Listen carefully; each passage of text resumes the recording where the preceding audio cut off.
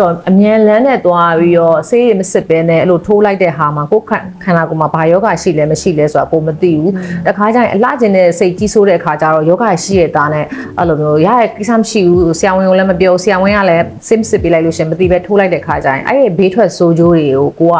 ကိုပဲခံရမှာခဏလေးတော့ပိန်သွားနိုင်တယ်ဒါပေမဲ့နောက်ဆက်တွဲပြန်ကူရမယ့်ဟာနဲ့အဲ့ချိန်ညလို့ရှင်ခန္ဓာကိုယ်လည်းမကျန်းမာဖြစ်မယ်စိတ်ပိုင်းဆိုင်ရာလည်းပိုကျဆင်းလာမယ်ပေါ့ဒါဆိုအဲ့ဒါလေးကိုလည်းလေတေချာလေးချစ်ရတဲ့သူတွေဟုတ်ပြောပြပေးပါအောင်နော်မျိုးပြောရလေတော်တော်ပြည့်စုံပါတယ်ဒီဆေးရဆော့ဆော့ပြောလို့လိုအပ်တဲ့ဒီစစ်ဆေးမှုတွေပေါ့ဘယ်လိုဆိုကြောက်နေကြောက်ခန္ဓာကြီးကမတူတဲ့အတွက်ကြောင့်ကျမတို့ယောဂရာဇဝင်ရောသူ့ရဲ့ဇီမကာဝဖြစ်စဉ်တွေရောအကုန်လုံးကိုစစ်ဆေးရတယ်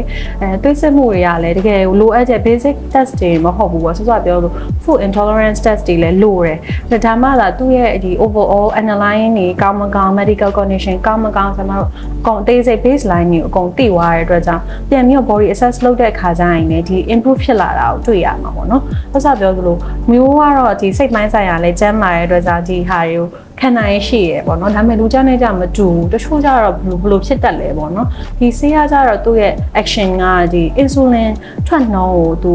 ဒီ resist ဖြစ်နေတဲ့လူတွေပေါ့ insulin resistant ဖြစ်နေတဲ့လူတွေမှာထိုးပေးတဲ့ဟာများသူက action တစ်ခုရှိရယ်ဒီအရင်တော့ပေါ်ခဲ့တဲ့ဆေးကြီးကြတော့ GLP-1 ကိုပဲသူကတူပပြီးတော့ခန္ဓာကိုယ်မှာ action ယူတာနောက်တစ်ခုကကျအခု action တစ်ခုပါပေါ်တဲ့ဆေးပေါ့နော် GLP-1 ရော GIP ရောပေါ့လွယ်အောင်ပြောရရင်တော့အစာခြေတဲ့အချိန်မှာထွက်တဲ့ဟော်မုန်းတွေတော်လူကြောက်ကအစားစားလိုက်တဲ့အခါမှာဥကနေပြီးတော့အစာခြေဖို့အတွက်ပေါ့နော်အဲ့အချိန်မှာဥခြေနေပြီဆိုရင်ဦးနောက်ကိုသတင်းပို့တယ်မျိုးတစ်ခုစားပြီးသွားရဆိုရင်ငါဖိုက်ဝဝါပြီးငါထပ်မစားတော့ဘူးဖိုက်ပြည့်သွားရဆိုခံစားချက်ကိုသူက digestive hormone တွေက GLP-1 ကိုကြံပြီးတော့ထွက်တယ်အဲ့ဟာကိုဒီဆေးကတုပပြီးတော့ထိုးပေးထားတာအဲ့တော့ဒီခန္ဓာကိုယ်ရဲ့ဝင်သွားတဲ့ခါကျရင်သူကဘာလဲဆိုတော့ဆေးဝင်သွားတဲ့ခါကျရင်လူကဘယ်လိုသိလဲဆိုတော့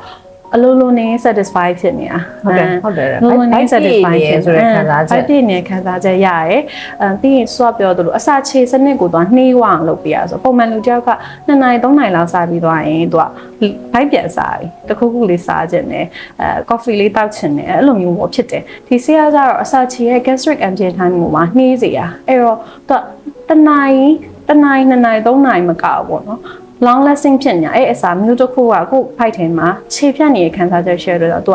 သူ့ရဲ့ side effect အနေနဲ့နည်းနည်းလေးစားရတယ်နည်းနည်းလေးပြို့ချင်တာမျိုးနည်းနည်းလေးမူးချင်တာမျိုးချို့ရဆိုရင်အန်ချင်တာမျိုးလေးတွေဖြစ်တယ်နောက်တစ်ခါကျတော့မျိုးကကိုကအရင်တော့3နှစ်စားတတ်တယ်ဆိုရင်တိတိတတ်တာအစာစားနှုန်းကလည်းနှီးသွားတော့ကြောင့်1 meal လောက်ပဲစားရပေါ့နော်အဲ့မှာဘာဖြစ်လဲဆိုတော့ကိုစားရတဲ့ဟာက balance diet မဖြစ်နေဘူးပေါ့နော် fiber တက်မလုံလောက်တာပဲဖြစ်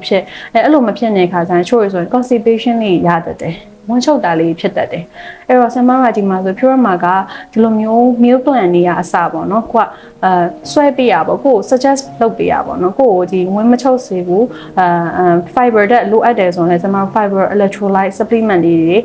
ပေးရမျိုးလေးရှိရယ်အဓိကကတော့လာတိုင်း weekly response ကိုလည်းကြည့်ရယ်မျိုးပြောသလိုမူးတက်လားခေါင်းကိုက်တက်လားဒါလူကြောက်ကို assess လုပ်ပေးရပြင်ချို့ကြလူကြီးပိုင်းနေရှိရယ်လူကြီးပိုင်းနေကြတော့ဒီတခြားတက်လေးပေါ့နော်စိတ်မထိုးခင်တအားရော့နေမှာဆိုတော့သူတို့ဆိုရင်ဒီ random blood sugar လေးဖောက်ပေးရအစ pressure လေးတိုင်းမိရအစပေါ့နော်အဲ့လိုမျိုး take care လုပ်ပြီးတော့မှဒီဆေးကိုသွားတာမျိုးလုပ်ပေးရယ်muscle mass လည်းတစမတို့ကအရင် view site တယ်မျိုးလည်းသိပါတယ် view site တာတော့အရင် view site လုံးအားကြီးတယ်ဒီထွက်ဆိုးကျိုးတွေကိုကိုပဲခံရမှာခဏလေးတော့ပိန်သွားနိုင်တယ်